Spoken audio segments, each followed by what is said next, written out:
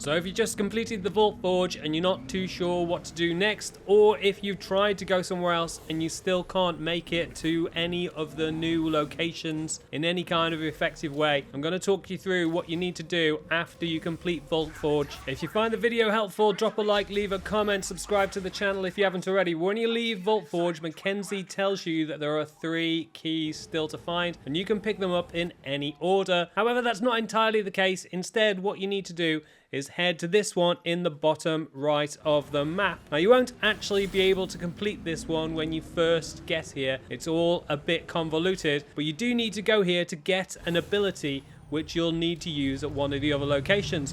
When you get to the location in the bottom right of the map, use your bike to be able to get into the place and then follow the cave all the way down. Keep heading through the doors and that will eventually bring you out in this location here, and you'll find out that this is called Flare Pool, and there's another one of the bike locks that you can use to bring up the bridge. However, the bridge doesn't hold its integrity and starts to break down as you try to cross it. There's nothing more you can do there, that location, so it's time to leave. But as you're starting to leave, you'll get this little cutscene as you round this corner and get to this door where a series of robots come out and try to fight you. They're not particularly challenging, but once you beat them, you'll then be able to use that door which you couldn't use any earlier, and this is where you need to head. This will give you the ability that I talked about. Head on down that route and that'll bring you out here. Take out these enemies with your charge attacks, and then you need to jump up here using double jump, and that'll get you into the middle area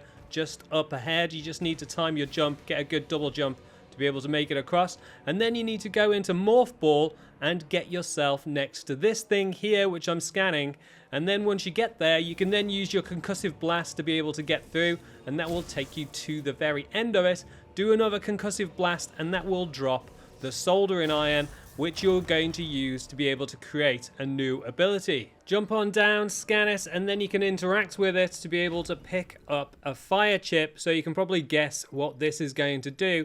But then you need to take this back to a Galactic Federation Engineer level 4 or whatever to be able to get it fitted. But when you try to leave this area, it will fully shut down with this lava flow, which seems like it might be a bit of a clue about how you're going to get back into here, which should make a bit more sense once you see where we go after we manage to get the chip fitted. After you've done that, you can leave the entire facility, and then you're looking to get back to the entrance of Fury Green. So follow the map back and use the transporter to make it back to the base camp, and then when you get back to the base camp, you need to talk to Mackenzie, and he will work out a way to be able to fit the chip, and that will give you the new ability, which is the fire shot, which will allow you to burn things, which I'm sure you've seen prompts to be able to do that. Head on back out, and then when you get back to the area, head north and follow this ridge line, aiming for the top left of the map. But along the way you should spot this statue, and it's worthwhile going to before you get to the next location because it gives you an add-on for the fire shot. Use your psychic abilities on this door switch and that'll take you down inside, and then you just use your fire shot on anything that can be burned in here. There's a whole load of webbing, you shoot it and then you can get through this door,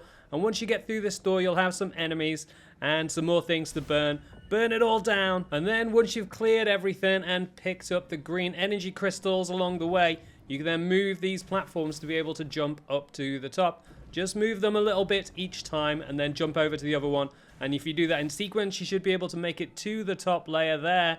And once you get there, it's just a case of getting through the door once again. Use fire shot and then the psychic visor again, and that will bring you through into this place where you'll get an extra bonus for your fire shot, which gives it a charged fire shot. Now, you don't necessarily need this to progress after you finish Vault Forge. However, it will come in handy in this new area. When you get to the top left of the map, you'll have some enemies to take out, and then you can activate these plinths to be able to double jump up to the top here, and then it's just a case of heading on through that door. Through the door, you take the elevator down, and then once again, you get through this door, and then you use this transporter to make it into the next area, which, if you've been to this place before and you've not been able to get through, now you've got the fire shot, you should be able to burn a hole through the ice at the end. Follow all of these doors through and you'll eventually come to the ice block. Shoot it a few times with your fire shot or use your charged fire shot, and then you can actually make it through. Head down this gully and you'll eventually come to here, which is called Ice Belt. And this is where you need to go to after you complete Vault Forge. But before you can progress, you get attacked by these wolves and you need to fight them all off before you can make it to the next location. It's a tough battle. If you're struggling with it, you can see my walkthrough for that fight with the video linked above. If you make it far enough in the fight, somebody inside will help to rescue you, and then you can go inside, and that's where you pick things up with the next part of the game, and that's where you need to go to once you complete Vault Forge. Like I said before, if the video helps you out, drop a like, leave a comment, subscribe to the channel if you haven't already with the link on the left hand side. Check out the shop with the links below the video, and you can see more of my guide videos for Metroid Prime 4 Beyond with the links on the right hand side.